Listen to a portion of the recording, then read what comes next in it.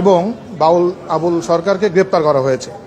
কিন্তু এই ঘটনাটা বিভিন্ন সময় ঘটছে।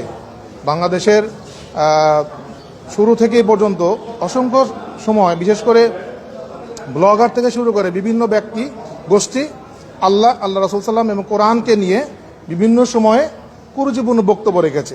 যার ফলশ্রুতিতে বিভিন্ন ধরনের ঘটনা ঘটেছে। ব্লগার হত্যাকাণ্ড হয়েছে, তৌহিদি জনতা ফুঁসে উঠেছে, সরকার সেটাকে প্রোটেক্ট করতে গিয়ে বিভিন্ন ধরনের ঘটনা ঘটেছে।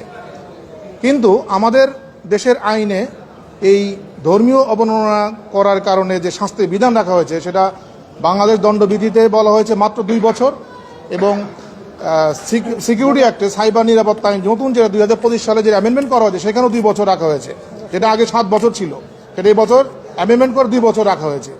তো পৃথিবীর বিভিন্ন দেশে, বিশেষ করে মুসলিম প্রধান দেশগুলোতে আমরা সেই ডকুমেন্টসগুলো কোর্টকে দেখিয়েছি যে আমরা এই বিভিন্ন দেশে মুসলিম প্রধান দেশগুলোতে ব্লাসফেমি নামে একটা আইন আছে, যেটাতে আল্লাহ রাসূল সাল্লাম এবং কোরআনকে অবমাননা করার কারণে সর্বোচ্চ শাস্তির বিধান আছে। আমাদের দেশে সেই বিধান না থাকার কারণে আমরা মনে করছি এই ঘটনা বাড়ছে এবং সেই ঘটনা কন্ট্রোল করা যাচ্ছে না। সরকারের পক্ষ থেকেও সেই পরিমাণ আশাবাদী আমরা হতে পারছি না যে এই ঘটনাকে কিভাবে কন্ট্রোল করবে।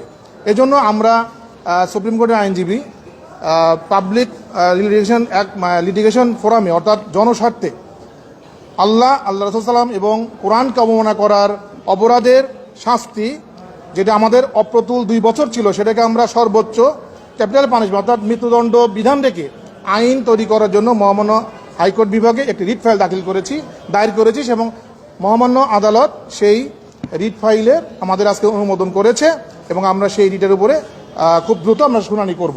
আমরা বিশ্বাস করি এবং আশা করি যে মহামান্য আদালত আল্লাহ রাসূল সাল্লাম এবং কোরআনকে অবমাননা করার অপরাধের মতো একটা গুরুত্বপূর্ণ অপরাধে শুধুমাত্র 2 বছর নয়, সর্বোচ্চ শাস্তি বিধান রেখে আইন পাশ করার ক্ষেত্রে সরকারকে নির্দেশনা দিবেন।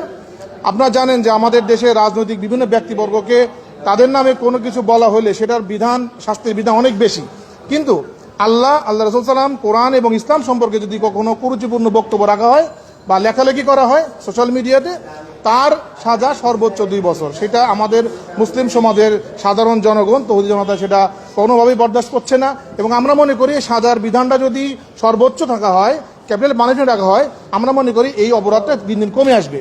আমরা মহামান্য আদালতের কাছে সেই আবেদন রেখে রিট ফাইল দায়ের করেছি এবং মহামান্য আদালত এই রিট ফাইলে আজকে অনুমোদন প্রদান করেছেন। আমরা NX 12 অর্থাৎ মিস্টার জাস্টিস ফাহমিদা কাদের, মিস্টার আসিফ হোসেনের কোর্টে আমরা এই ফাইল দায়ের করেছি।